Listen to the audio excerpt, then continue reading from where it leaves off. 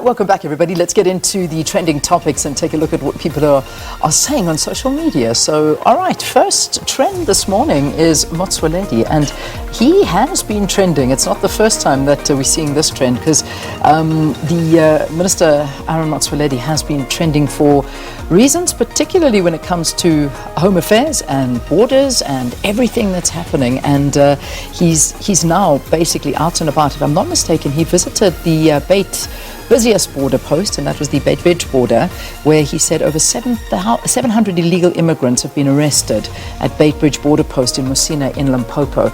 And he was quite scathing. I mean, there was quite a very angry minister out and about visiting and taking a look at some of the situations. So yeah, he was there, and I think this got social media talking quite a bit. I'm not sure if I missed anything there, SK. I think it's been ongoing. Minister Aaron Motsoaledi has really been trying his damnedest to try and root out some of the issues related to his department and illegal immigration.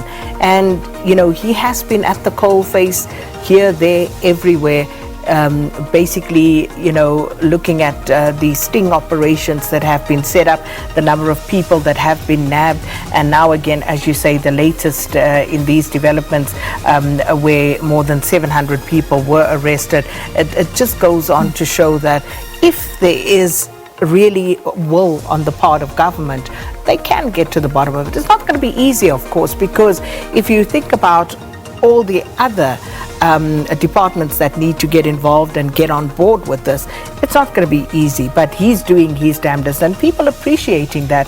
But as always, there's the flip side to every coin. Some people saying if only the minister could use that same energy to ensure that, you know, people are getting the documents that they need, and that Home Affairs is actually delivering the sort of services that South Africans deserve.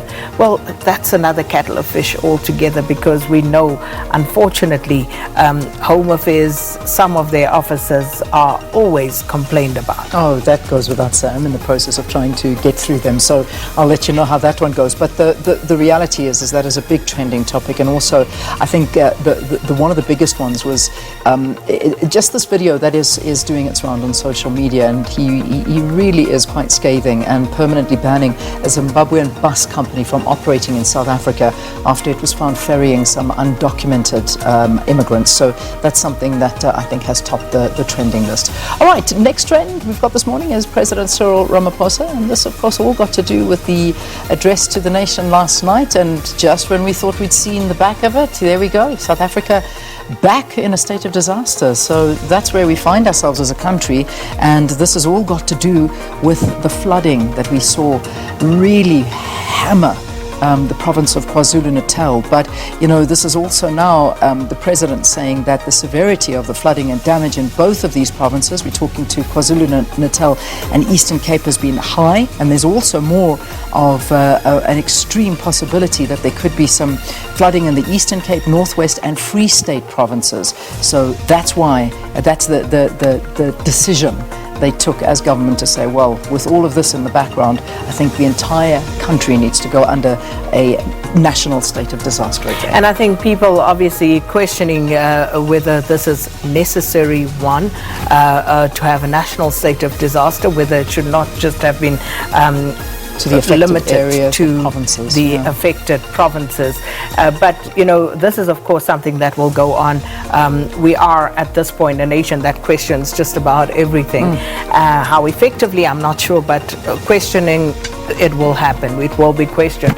But also people talking to the fact that this could be opportunity once again for looting, because the president also mentioned that, you know, there will be zero tolerance for corruption and looting. But people saying that's the same thing that was said when COVID-19 came about. So we know what happened after that. Absolutely. So quite a lot being said about that situation and bringing others into play as well. Yeah, and that's a worry. I mean, I've never seen people just begging and pleading and saying, stop, please don't steal this money. Let it get to the intended beneficiaries. And this is the problem, is that this happens. But, you know, you talk about looting. There was also I don't know if you saw that video footage of a ShopRite truck that was being looted on one of the highways. I think it was, I'm not sure where it was, but it was on the N3, but it was just a terrible, terrible sight again. This truck had broken down and just residents running in there and taking all the foodstuffs from this truck. So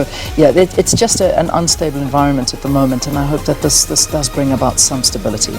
All right, next trending topic we got this morning is Thabo Mbeki. Oh man, Yeah, very sad very to learn sad. this last night. Thabo Mbeki, one of those ever-present, always been thereabout when you speak to government. Used to be in the presidency with former President Kgalema Motlanthe, and then of course of late in the Gauteng Premier's office. And Thabo Mbeki was just that guy. He was, one of the people that I can safely say, when you spoke to Thabo Mbeki about the realities of the African National Congress, this man always kept it 100. Yeah, kept it real. So very, very sad. news Very, that came very out last night. sad. He will certainly be missed. Also, someone who took his duty and responsibility very seriously.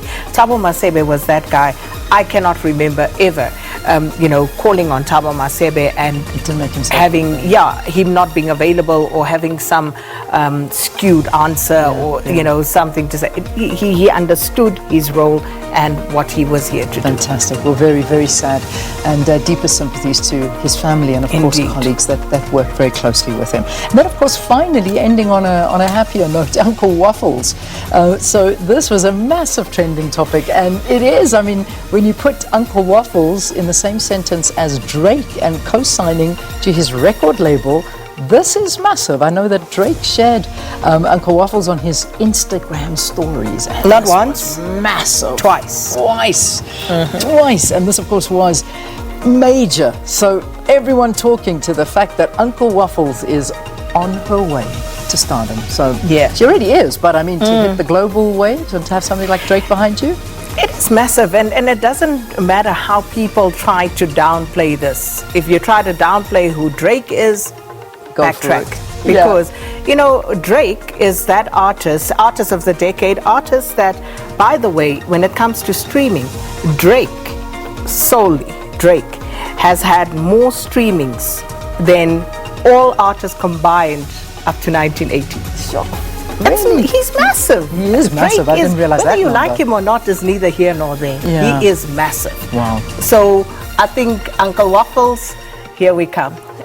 This It's is going down. the big time. It is the big time. And all right. Glad for her though. And Yeah. she's got it. She's got what it takes. All right, so there we go. That's the happy note to end the trending topics on. But after the break, we need to take things up, unfortunately, to where things are really focused, and that's KwaZulu-Natal. And of course, it's back to school. The term has now started for many schools in KwaZulu-Natal. But where does that leave the state of education with so many schools being devastated by the flooding? Well, we've got the KZN MEC for Education, Kwazim Shengu, as our guest after this. Do stay tuned.